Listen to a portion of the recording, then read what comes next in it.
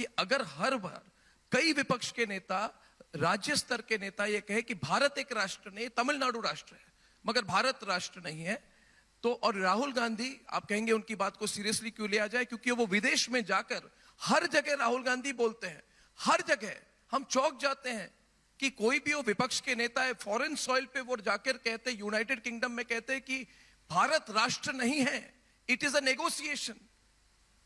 और ये सीरियसली बात, इस पर मतलब इस पर रिस्पॉन्ड कैसे किया जाए या इसको इग्नोर किया ऐसा जाए? है अर्णव जी, इसमें जनता को रिस्पॉन्ड करने की जरूरत नहीं, कांग्रेस पार्टी ने रिस्पॉन्ड करने की जरूरत है, नेता बदल दे, बाकी कुछ करने की जरूरत नहीं। अमित शाह जी, आजकल हर जगह और एक चर्चा है कि India does not have an opposition. As the master strategist of the Bharatiya Janata Party, and we must compliment Amit Shah ji for building what is the world's largest political party. और मुझे अभी भी याद है, एक बार मैं इन्हें मिलने गया था तो इन्होंने मुझे आंकड़े दिखाए थे और समझाया था कि ऐसे with in this few months इस प्लान के साथ कार्डर बेस, मेंबरशिप बेस बना के we will make BJP the largest political party on earth, and he has achieved it. तो Amit Shah ji, that is very good, but कभी कभी ऐसा in a democracy is it not a genuine worry कि मतलब कि देश में एक स्ट्रॉन्ग ऑपोजिशन राष्ट्रीय स्तर पर नहीं है?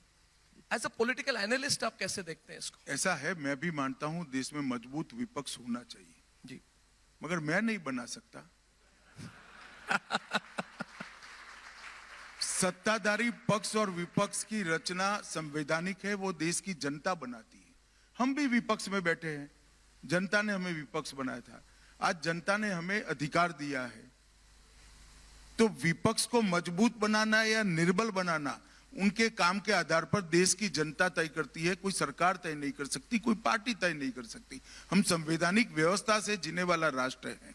मैं इतना ही कर सकता हूं कि विपक्ष निर्बल हो तो भी भारतीय जनता पार्टी हर रोज आत्मचिंतन करती रहे, हमारे अंदर अहंकार न आए, हमारे यहाँ पर भ्रष्टाचार न आए, हमारे यहाँ परिवारवाद न आए, और हम लोकतांत्रिक मूल्यों को संभाल कर इसका जतन कर कर आगे बढ़ते रहें। हम इतना ही कर सकते।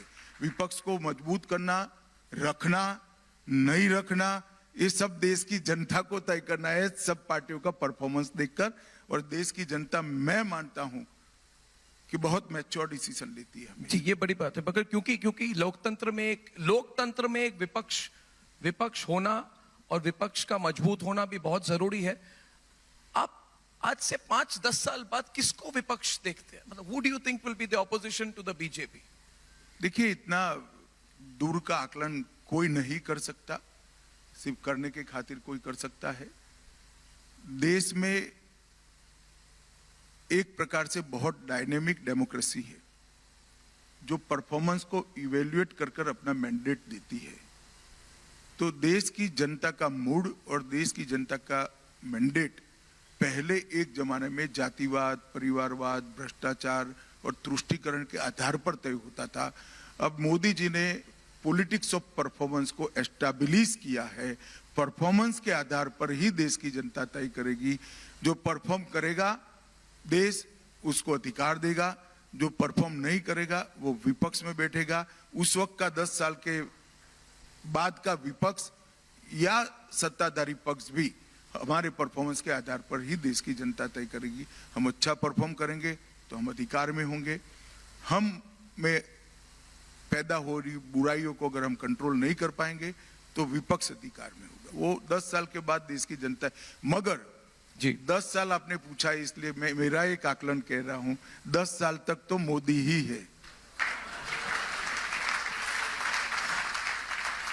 हेडलाइन 10 साल तक मोदी जी हैं। ये बहुत बड़ी बात अमित शाह जी ने आज कही है, और हर बात जो कह रहे हैं बहुत गंभीरता के साथ और सोच कर कहते हैं। अमित शाह जी अपने शब्दों को बहुत मतलब सोच समझ के कहते हैं, और ये it's a very big statement. तो ये जो बात कही, इसके साथ अमित शाह जी, हम चाहते हैं, हमने कहा था आज कि जो हमारे सेशंस में आ जाएंगे उनको एक सेंस मिलेगा। और मेरा आखिरी सवाल ये होता है कि सरकार में कैसे काम हो रहा है अगले दशक के लिए। हमारी जो थीम है Amit Shah ji, it is Bharat the next decade.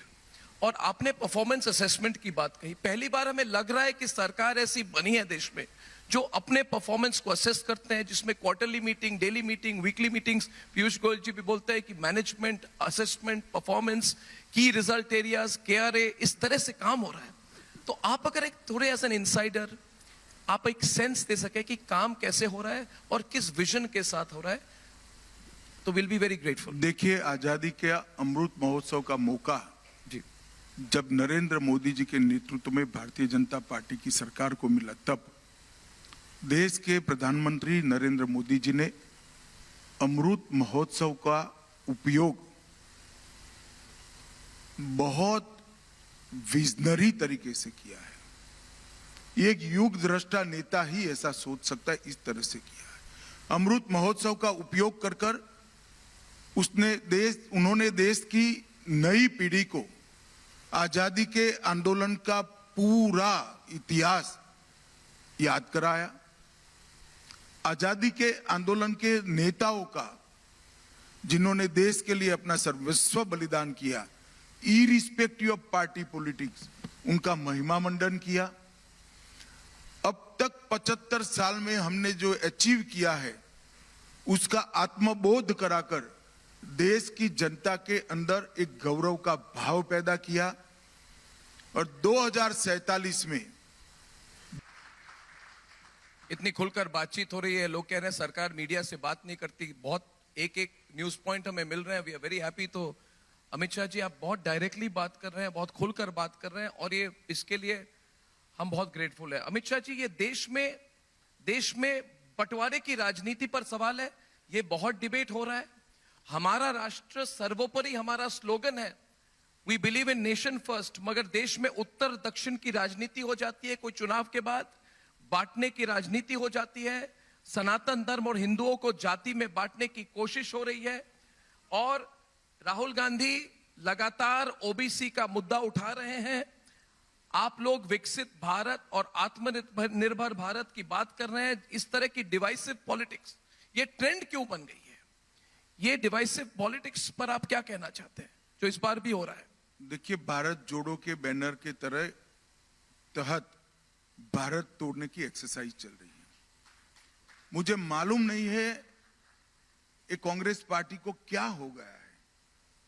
इतनी पुरानी पार्टी, उनका कोई प्रमुख नेता कहता है हिंदुस्तान के 2 टुकड़े कर दो, नॉर्थ इंडिया और साउथ इंडिया, और कांग्रेस पार्टी चुप रहती है, साफ सुन गया है, ऐसे चुप रहती है। मुझे तो आश्चर्य हो गया है ये पार्टी को क्या हो गया है। इनके एलाई पानी पी पी कर सनातन धर्म का अपमान कर रहे हैं, सनातन धर्म के लिए जहर उगलने का काम कर रहे हैं। कांग्रेस पार्टी रोकती भी नहीं है, ना मादा है, ना हिम्मत है, ना इच्छा है, और यात्रा लेकर निकलते हैं भारत जोड़ो की। देश की जनता ढंग से समझ ले, इनका एकमात्र लक्ष्य है सत्ता प्राप्त करने का, एपीसमेंट कर कर सत्ता प्राप्त करने का। वो भारत को एक नहीं रख सकते। भारत को एक केवल और केवल भारतीय जनता पार्टी और भाजपा के नेता नरेंद्र मोदी रख सकते।